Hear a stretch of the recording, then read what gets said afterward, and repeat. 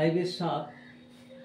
তো এটা প্রমাণ করতে বলছে log a square by bc log b square by ca log c square by ab equal to 0। এটার মধ্যে কোনো নিধান দেওয়া না, আমাদের নিধান সব কিছুরই সমান ধরে নিতে হবে। তাহলে আমরা যদি লিখি বাম পক্ষ ইকুয়াল টু হচ্ছে log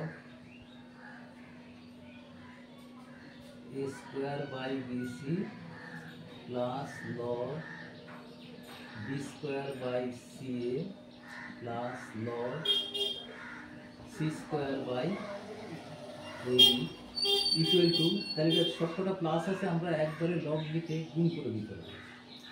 a square by bc into b square by ca into c square by ab equal to, দেখো এটা কাটাকুটি করে দিলে log 1। তো log 1 যে কোনো নিদানের log 1 মানে হচ্ছে 0 রুট। এটা হয়ে গেল 5 নম্বরটা। 7 নম্বর